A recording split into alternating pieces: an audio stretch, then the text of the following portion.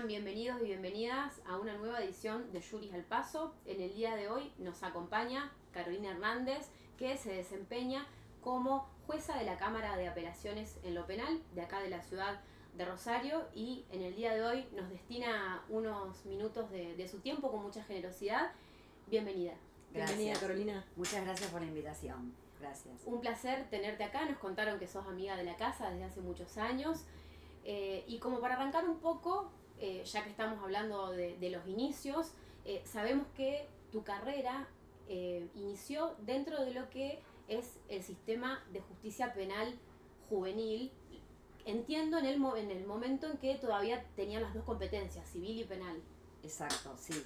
Bueno, primero estuve 15 años en el Fuero de Menores. Ahora se llama Fuero de Justicia Penal Juvenil porque hubo una reforma reciente de la ley procesal, pero en su momento era el Fuero de Menores.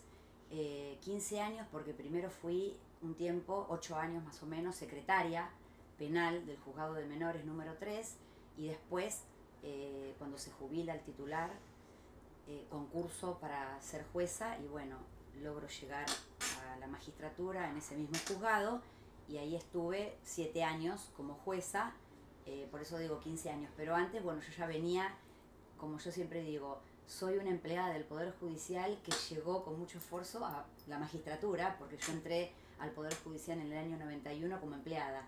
Entonces, bueno, justamente al ganar un concurso en una secretaría me destinan al Fuero de Menores, y ahí es donde comienzo con esta cuestión específica que me estás mencionando en el fuero.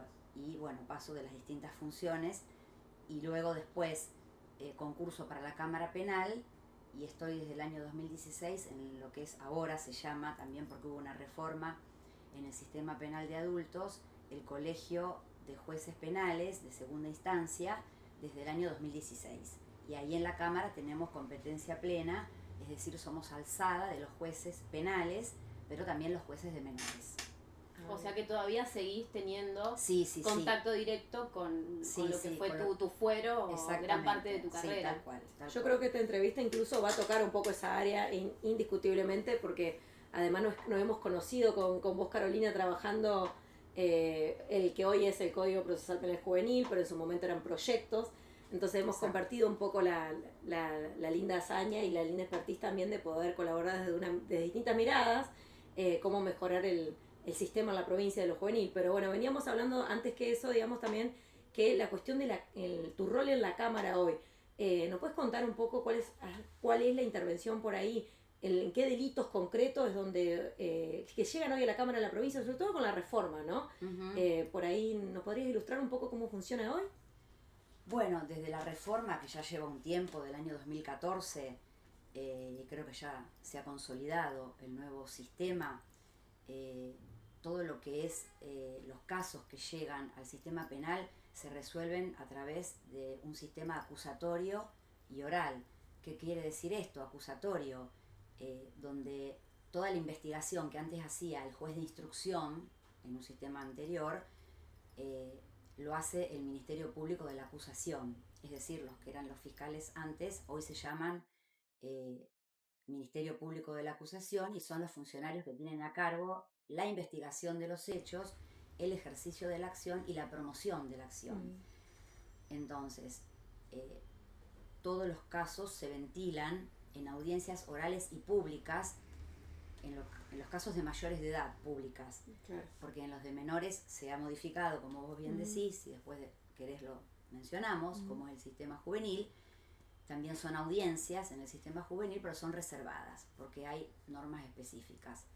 Entonces, decía, todos los casos penales se dirimen en audiencias orales, donde en este sistema acusatorio hay alguien que es una autoridad requirente, que en este caso vendría a ser el Ministerio Público de la Acusación, los fiscales, y un contradictor, que es la defensa, que puede ser ejercida por un funcionario del Estado, que es el Ministerio Público de la Defensa, hoy en día, luego de la reforma constitucional. Antes la denominación era Servicio Público Provincial de la Defensa Penal, hoy Ministerio Público de la Defensa, y si no, un abogado particular, que es el que designa el imputado. Entonces, en el marco de esa audiencia oral es donde hay dos partes contrapuestas, donde hay un requerimiento de una autoridad que sería la fiscalía que está solicitando algo y por el otro lado alguien que se resiste, que es el defensor, y un juez que resuelve.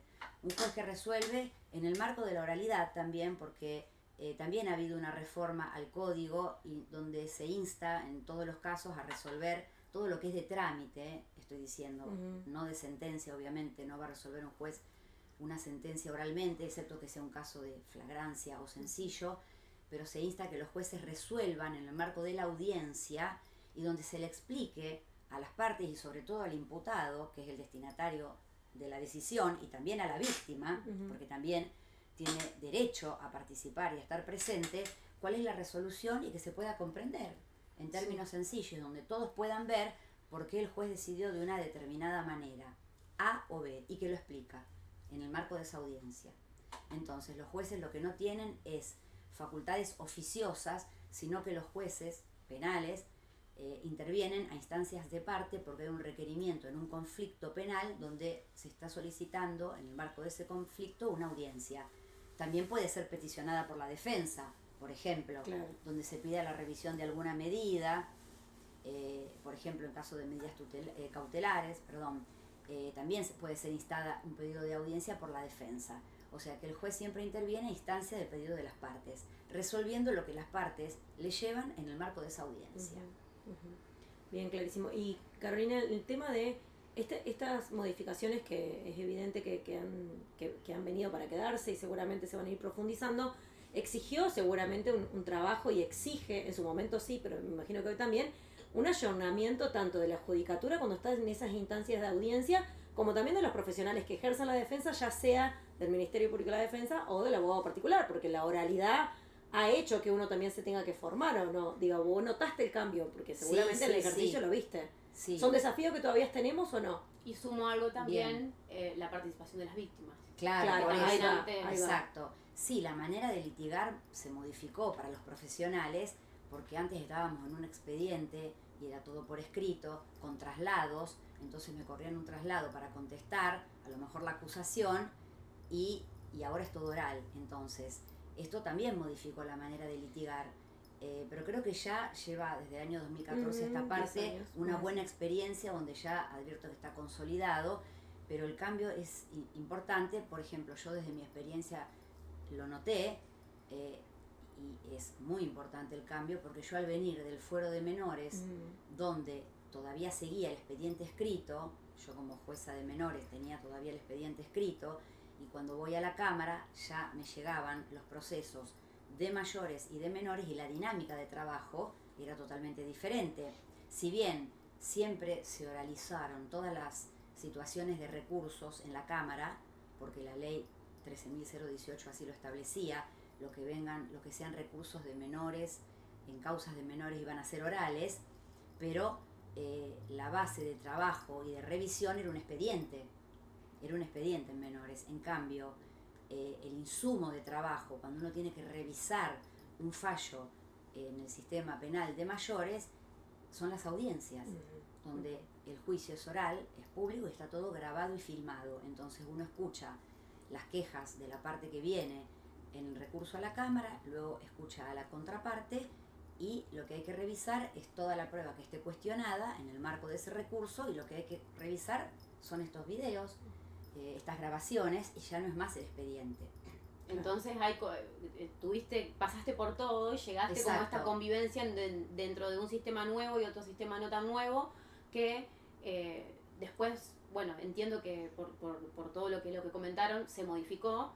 ¿Y cómo es a partir de ahora, desde que está vigente el nuevo Código Procesal de Menores? El juvenil, sí. Es que se llama así, sí, perdón. Se llama Código Procesal Penal Juvenil, Ley 14.228, si no recuerdo mal, y que empezó a regir a fin de junio de este año, en donde, bueno, lo que se siguió es el lineamiento similar a lo que estaba relatando, de lo que es un sistema de enjuiciamiento por audiencias orales, pero en este caso ya reservadas, porque hay otras normativas que juegan en relación a los imputados menores de edad, Un régimen totalmente distinto al de adulto, Exacto. digamos. Eso yo creo que todos los abogados o abogadas que ejercemos la profesión de distintos lugares tenemos esta diferencia en claro, pero a veces por ahí se tiende a confundir, ¿no? Propio de que cuando pasa un hecho que intervienen o han participado o tiene de autor a un menor de edad, genera una polémica muy grande. Ujú. Yo soy una creyente en esta cuestión de las estadísticas, y vos quizás coincidís conmigo en que los delitos cometidos por menores en relación a el porcentaje de los delitos cometidos con adultos es sumamente ínfimo. Pero sí, cuando pasa esto, tiene la noticia está marcada, digamos, y resuena tanto que hace que uno tenga que tener un ojo específico, ¿no? Pero no de manera caprichosa, sino que está normativamente así, son las leyes que nos rigen, ¿no? Exacto. Yo siempre digo, el sistema penal juvenil es un sistema distinto y especializado, no porque a los jueces se nos ocurrió que sea de esa forma, sino porque hay normas de jerarquía superior que así lo están marcando. Ni siquiera legislación interna, al contrario, la legislación interna lo que hace es adecuar esos estándares que vienen impuestos por convenciones, por ejemplo la Convención Internacional sobre los Derechos del Niño, que está hablando de una justicia especializada. Una justicia especializada, ¿qué quiere decir y por qué? Porque lo que estamos abordando es un imputado particular. Es un imputado que es menor de edad, que desde el marco de la ley civil está bajo la representación parental, que es lo que antes se conocía como la patria potestad, Sí. pero aparte porque tiene otra particularidad, es una persona en pleno desarrollo. Entonces, no es una persona que tenga su personalidad totalmente conformada. Entonces, esa es la perspectiva diferente que tenemos que abordar y por eso la justicia juvenil tiene esta mirada diferente. Que incluso desde lo civil también se interpreta de la misma forma. Por eso también hablamos desde hace 10 Exacto. años de la capacidad progresiva. Exactamente. No hablamos de no, a partir de los 18 ya podés hacer todo o antes no podés hacer nada. Y estamos en un contexto también, ya venimos quizás en tiempo, de esta cuestión de cuando se trata de delitos de menores de edad, dureza de las penas. Y tenemos como que la pena es lo que soluciona el conflicto, ¿no? El asunto, el delito. Que no se niega el delito, porque a veces se confunden esas cosas, no nadie niega el delito, ni quizás tampoco la autoría. Lo que digo es, se toma como que la pena es la solución, la gravosidad de las penas con delitos de menores, cuando participan menores de edad. Por tu gran experiencia en relación al fuero, ¿qué nos puedes decir en relación a eso? Y te hago otra pregunta que te la dejo, vos tocaste hoy el tema de la justicia especializada. Digamos, si vos me decís jueces o juezas penal juvenil o penal de menores especializado, ¿qué pasa con el resto? ¿Qué pasa con fiscales? ¿Qué pasa con defensores? ¿Qué pasa con los abogados que defienden los derechos de este imputado menor de edad? ¿Qué nos puedes comentar al respecto? Bueno, en este cambio legislativo el código prevé que haya capacitación especial para todos los actores procesales, o sea, porque la especialidad no se limita al juez, a la jurisdicción, sino que la convención no distingue, habla de una especialidad respecto de todos los intervinientes en los actos procesales. Entonces, bueno, también hay normas que mandan a realizar capacitaciones. De hecho, Ministerio Público de la Acusación y Ministerio Público de la Defensa hoy han realizado capacitaciones para que fiscales y defensores tengan esta mirada particular y especializada, porque si no, no vamos a ver el problema. No vamos a hacer foco en el problema y vamos a ir directamente a la sanción, a la punición. Y justamente en la justicia juvenil, la finalidad del sistema no es la sanción. Claramente. Es tratar de resolver.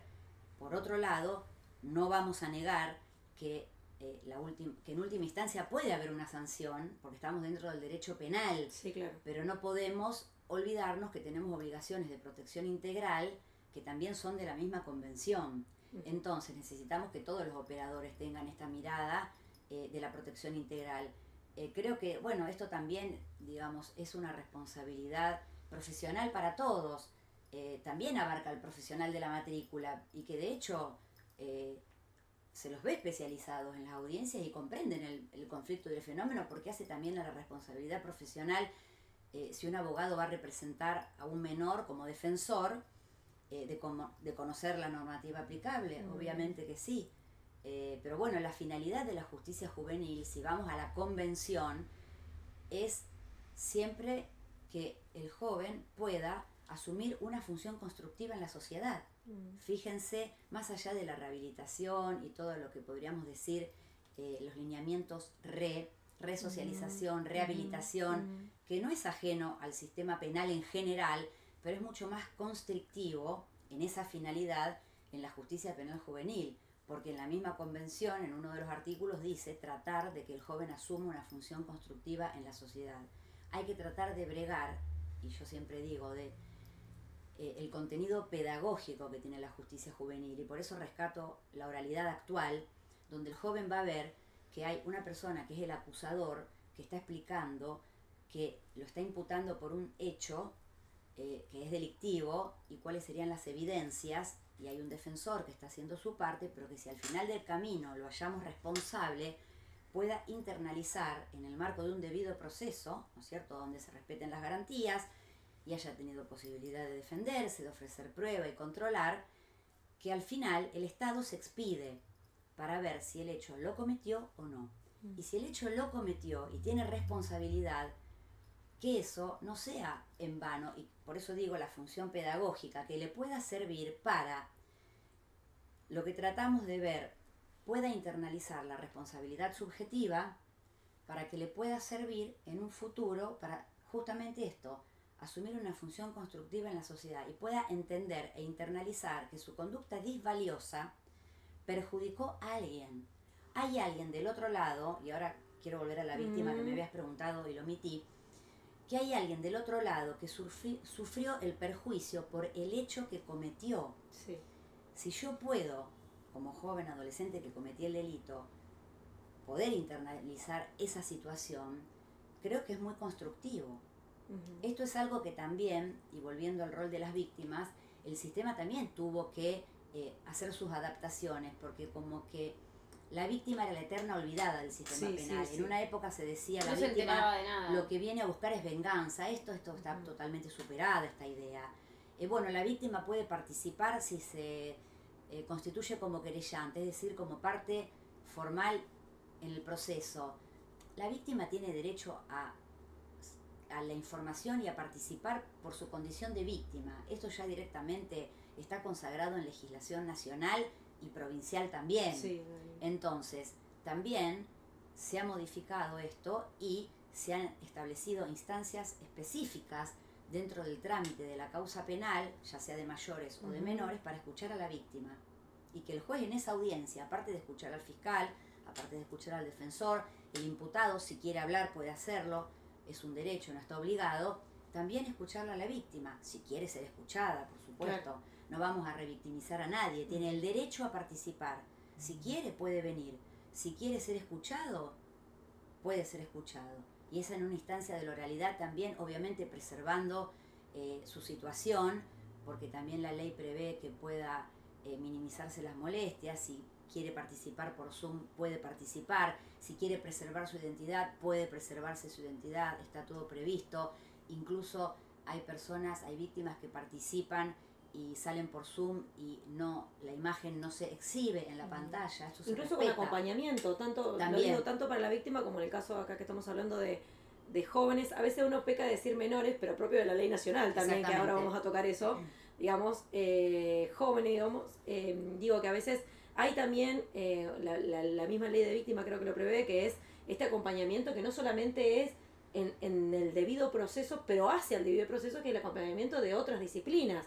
Tanto este joven que cometió el delito, digamos, también tener un acompañamiento extra, también hace a su rol de persona menor de edad, ¿no? Esta de el derecho a ser asistido también por otros profesionales que en todo caso también le den un soporte para terminar de comprender, en caso de que así sea, la responsabilidad en haber cometido ese ilícito, como a la víctima también de ser acompañada en términos subjetivos, quizás te hablo más, ¿no? Pero creo que el fuero de adulto también lo tiene, pero creo que en el penal juvenil es donde más acentúa la necesidad de contar con un aparato y de contar con mecanismos que el Estado, entiendo, también debe posibilitar para acceder a un apoyo extra que no sea solamente lo que brinda el proceso per se, que pueda estar escrito en una ley, ¿no? Sí. Digo, yo creo que en estos fueros es necesario, sobre todo también para que la idea de atribuirle la responsabilidad a un hecho no caiga en un saco roto, porque cuando sale del lugar donde puede estar recluido cumpliendo esta sanción o pena o no, o las medidas que se le haya podido dictar, tengan efecto, ¿no? Tengan efecto porque tienen un acompañamiento que pueden sostenerlo. ¿Consideras que esto pasa en la práctica? Sí, sí. Marco dos cosas. Por el lado de la víctima y el apoyo de la interdisciplina o de una persona de confianza, la ley también lo prevé porque justamente la persona, por ser víctima, ya está en una situación de vulnerabilidad y la ley prevé que puede ser acompañada en el proceso por alguien de su confianza, incluso está mencionado el CAJ, el Centro de Asistencia Judicial, que le puede brindar un asesoramiento, un acompañamiento e incluso representarla si quiere ser una parte formal y procesal. Eso desde ya está. Incluso la palabra de la víctima, la ley también hasta prevé que se pueda incorporar en la audiencia por otros medios, no necesariamente estar presente, puede enviar una nota, o sea, es amplio, el criterio es amplio. Los ajustes razonables de procedimiento también se aplican, claramente, sí. Desde ya, porque el concepto de víctima, vuelvo a decir, hay que tener una perspectiva de víctima. Los jueces, además de tener la perspectiva de todo lo que es el proceso y las garantías que le corresponden al imputado, también tenemos que tener la perspectiva de víctima. Eso por ese lado. Y en relación a la justicia juvenil y el trabajo de los equipos interdisciplinarios, indispensable. Siempre digo, la justicia juvenil sin los equipos interdisciplinarios no puede funcionar. No, claro. Bajo ningún punto de vista. Lo rescato. Existe en el Poder Judicial en Santa Fe los equipos interdisciplinarios porque recordemos cómo estaban organizados los juzgados de menores antes de la reforma de junio de este año. Había una secretaría penal donde se recibían los casos. En su época estaba la Secretaría Civil, pero bueno, eso ya fue derogado hace tiempo. Y estaba la Secretaría Social. Esa Secretaría Social, que luego después se unificó a la de todos los juzgados, una gran Secretaría Social, donde están los trabajadores sociales, donde hacen el abordaje del caso. Porque yo siempre digo, ¿qué estamos abordando? Un imputado que es particular, respecto del cual el Estado tiene obligaciones especiales, que son los de la protección integral. Ese deber de protección integral atraviesa todo el ordenamiento, no importa el fuero. Puede ser civil y comercial, laboral, penal. Es una ley nacional de protección integral y no es ajeno tampoco que sea operativa en el sistema penal. Entonces yo digo, a veces el ilícito penal es un disparador para, paralelamente, abordar situaciones de disfuncionalidad familiar, por ejemplo, porque tenemos que historizar qué es lo que pasó. Obviamente que a todo menor que se lo imputa se le rige el estado de inocencia, pero existen, como vos mencionabas, otras medidas que se pueden aplicar, que se llaman medidas socioeducativas, que de repente estos equipos interdisciplinarios están observando que no va a la escuela, está fuera de la escolaridad, los mismos padres, donde uno hace un relevamiento y dicen, dejó la escuela, dejó en primer año, ¿en qué ocupa su tiempo? Nada. Me ha pasado en el juzgado que por poner un caso y ser muy gráfico, en un hecho donde no correspondía la privación de la libertad, en una consulta del turno, uno indicaba, bueno, convoquen a los progenitores, desde la jurisdicción, el juez ordena la libertad y mañana se los cita para venir al juzgado. Y de repente me llamaban de la seccional y me decían, doctora, están los padres y no lo quieren retirar, me dijeron que no se lo van a llevar, porque ya no saben más qué hacer con él. Ahí tengo un problema, que no solamente es del derecho penal. Sí, total. Que vamos a respetar todas las garantías, pero tengo que también abordar eso, porque ahí pasa algo, alguna disfuncionalidad. Entonces, esos problemas que paralelamente corren con la investigación penal son abordados a través de los equipos interdisciplinarios. Si yo no tengo esa mirada que hace la protección integral, porque puede haber vulneración de derechos respecto de ese joven que hoy entró mencionado en un ilícito penal, me voy a un camino de la punición. Entonces no estoy cumpliendo con las mandas de la Convención Internacional, donde dice que la sanción es la última ratio, que hay otro tipo de medidas que deben ser aplicadas, pero bueno, siempre aclaro con la salvedad, cualquier tipo de medida, por ejemplo socioeducativa, mientras rija el estado de inocencia no se puede exigir, ¿no es cierto? Porque así como no le puedo exigir a un imputado mayor hacer tal o cual cosa, por ejemplo desde la probation, donde le impongo una regla de conducta mientras rige el estado de inocencia, tengo que tener la voluntad, el consentimiento. Entonces, si yo tengo el consentimiento, de repente abordo ese caso donde el juez había dispuesto la libertad, no se pudo efectivizar porque los padres no lo quisieron retirar. Entonces, si no abordo ese problema, bueno, los padres me dicen, dejó la escuela, tiene problemas con las drogas. Bueno, desde lo que son los equipos interdisciplinarios, tal vez se arma una medida que se pone a disposición, obviamente esto también con un trabajo de la defensa e incluso hasta de la misma fiscalía, porque como estamos hablando, la protección integral nos corresponde a todos, a todos los operadores, cada uno desde su rol, por supuesto, claro, ¿no? Claro. Bien, entonces, si está el consentimiento, al joven se le explica, por eso digo también el contenido pedagógico, y se puede apropiar de esta posibilidad que tiene. Bueno, son alternativas y salidas distintas. Sí, después corresponde un seguimiento también, ¿no? Exactamente. Un seguimiento y cumplimiento, sí, y también es. Considerando que es un sujeto al cual se está desarrollando también su capacidad, es importante también acompañarlo desde ese lugar y brindarle la contención. Carolina, ¿qué opinas del juicio abreviado en el procedimiento de menores? Bueno, eso fue un gran tema que se debatió en la comisión a donde no diría redactora, porque bueno, hubo una comisión redactora donde participé y acá también la colega participó en los debates de esta comisión, porque hubo un convenio entre el Poder Ejecutivo y el Poder Judicial y también participó representantes de la legislatura, donde en el marco de esa comisión se debatió mucho sobre el abreviado. Y había distintas posiciones. Es difícil llegar a un acuerdo entre distintas posiciones que puede haber. A veces uno piensa, bueno, el código que se sanciona o el código que surge de una comisión redactora es el código posible. Tal vez no es el código ideal o el código que todos queremos, pero es el código que es posible en el marco de un consenso, que después obviamente se lleva a un poder que es el legislativo, y hay también otras situaciones que consensuar, y ahí los miembros teníamos distintas posiciones. Hay posiciones muy contrarias a lo que es el procedimiento abreviado. Yo desde lo particular, depende qué es lo que se va a abreviar. Nosotros en este momento, en el decreto ley nacional que debe ser modificado, esto después si quieren lo vemos. Sí, porque es importantísimo. Justo mencionaste algo al inicio.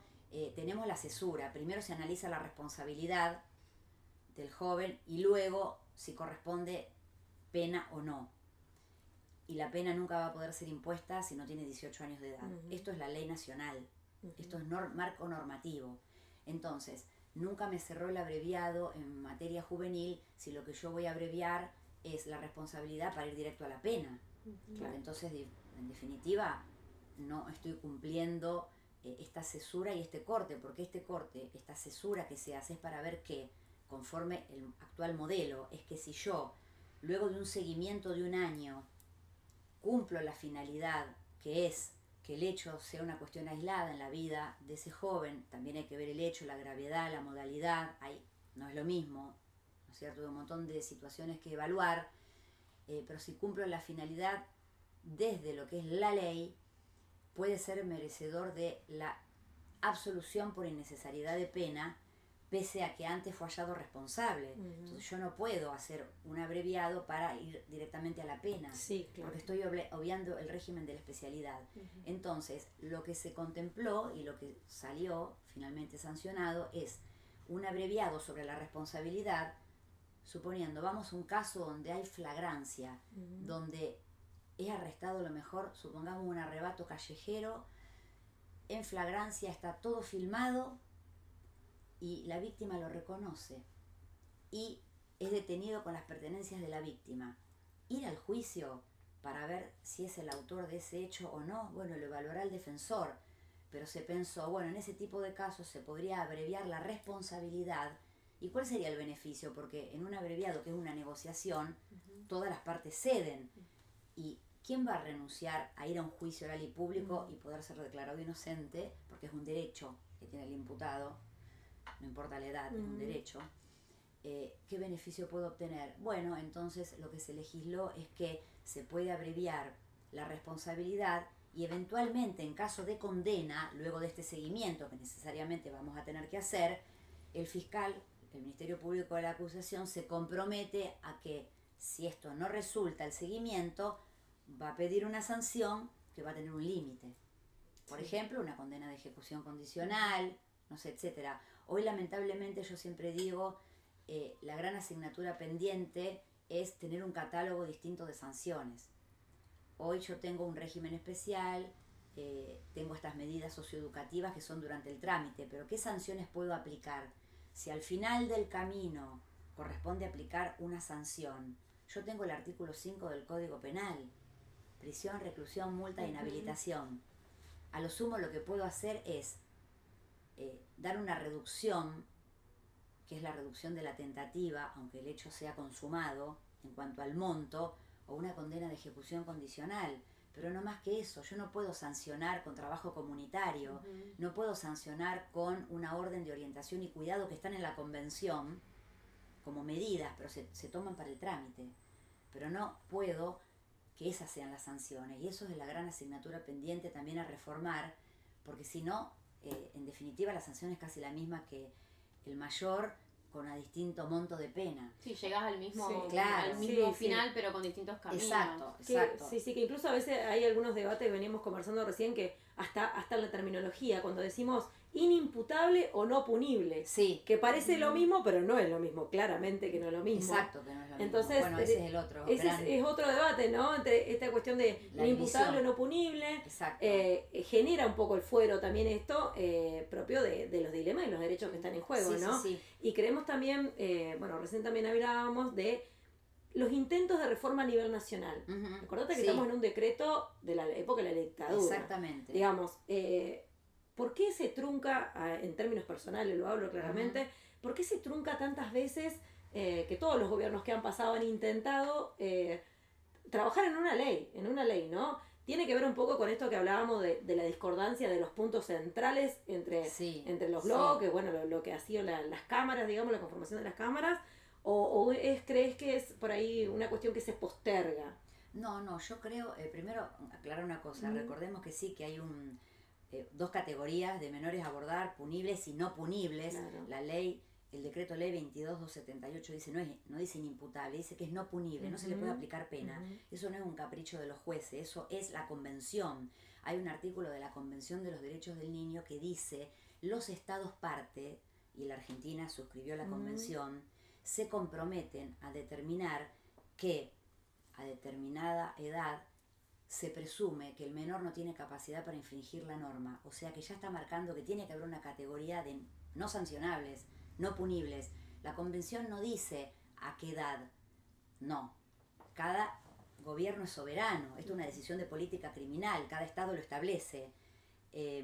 Lo que sí, las reglas de Beijing, que son las reglas de Naciones Unidas para la justicia penal juvenil, que están nombradas en el preámbulo de la Convención Internacional de los Derechos del Niño, dice que los estados tienen que tratar que sea a una edad no muy temprana.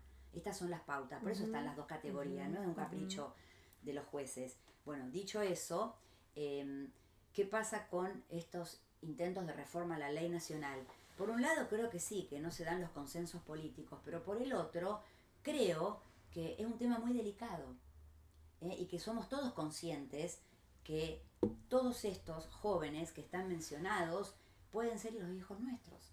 Claramente. Entonces, ¿qué es lo que pretende el Estado argentino, nosotros como sociedad, de un joven en conflicto con la ley penal? ¿Qué pretendemos de ello? Yo he participado de foros de víctimas cuando Santa Fe hizo una consulta antes de sancionar la ley de víctimas, en foros de víctimas de menores, padres y personas que habían sido víctimas de menores de edad, muy interesantes, donde uno piensa, no, seguramente que la víctima tiene una mirada muy punitiva respecto del menor de edad, y no es así, no es así. Me he encontrado con padres que me han dicho, a mí me interesaría que el que cometió el hecho en perjuicio de mi hijo, el robo, lo que sea, pueden ser hechos hasta gravísimos, pueda sacar un aprendizaje de todo esto, porque ese joven algún día vuelve a la sociedad.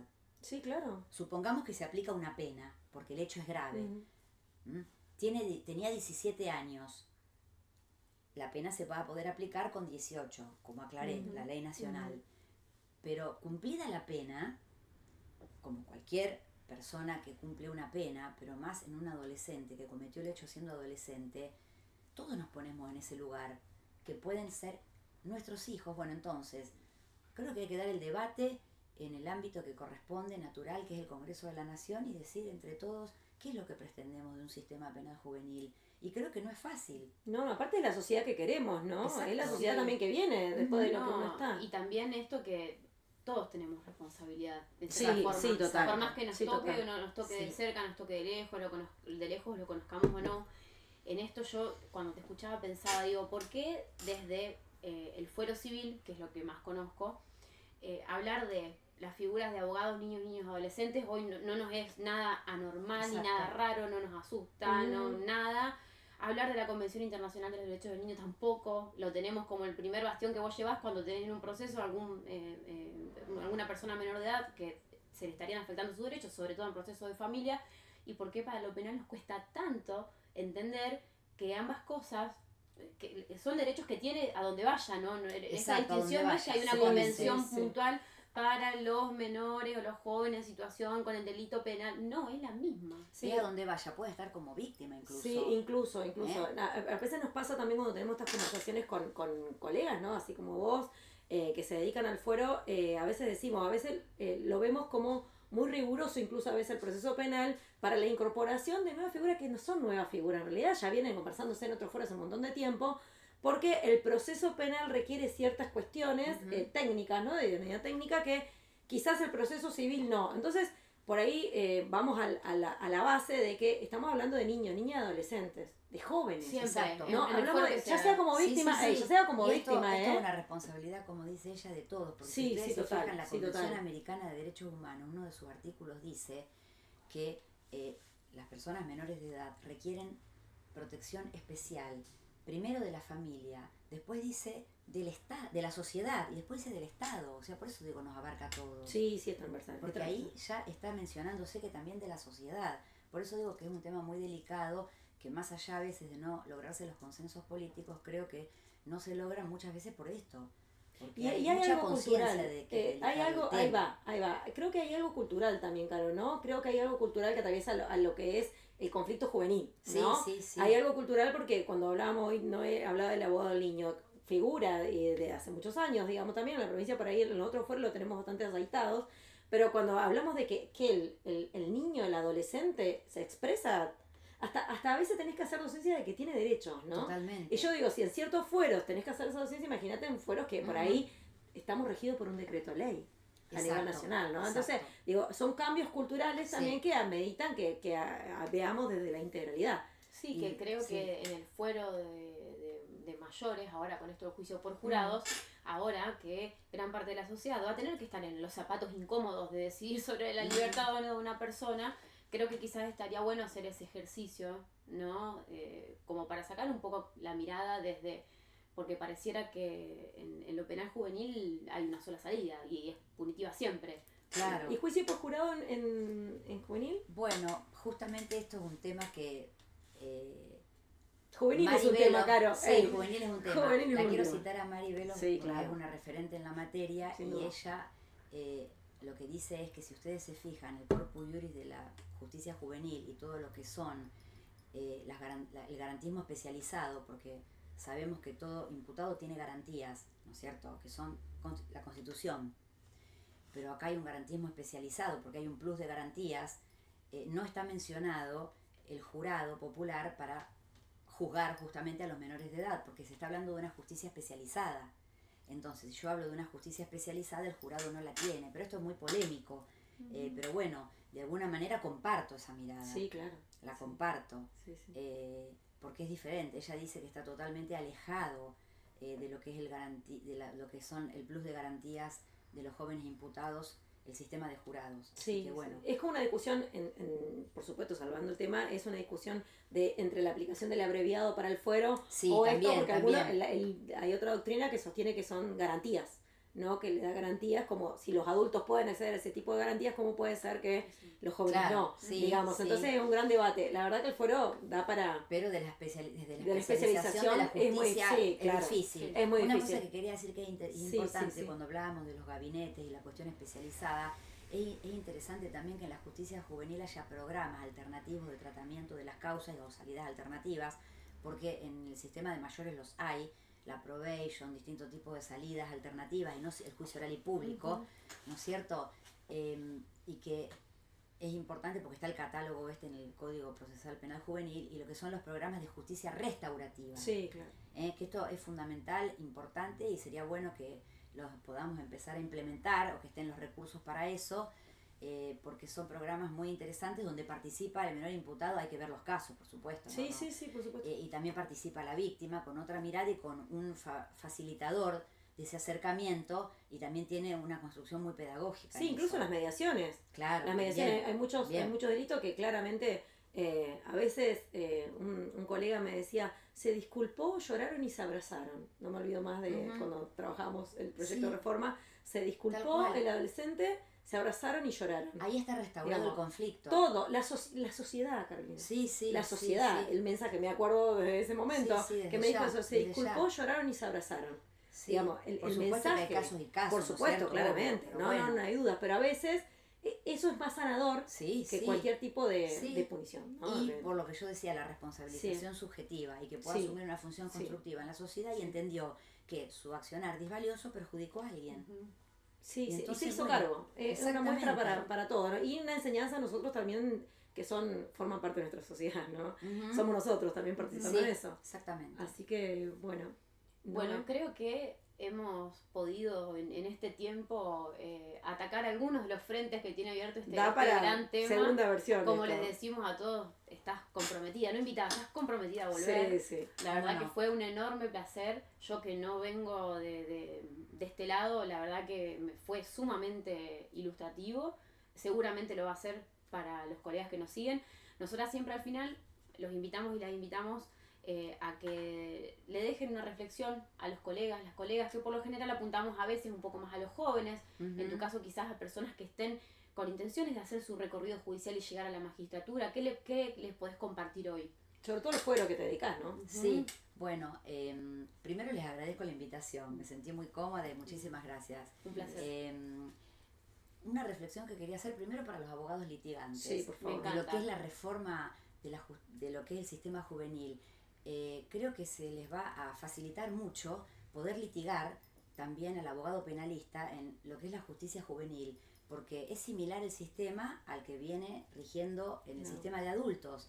Entonces no hay secretos, digamos, a nivel procesal, porque me encontraba que en el foro venían abogados y me decían, no tomo casos de menores porque no sé, no conozco cómo es la especificidad de la normativa. A nivel procesal es lo mismo.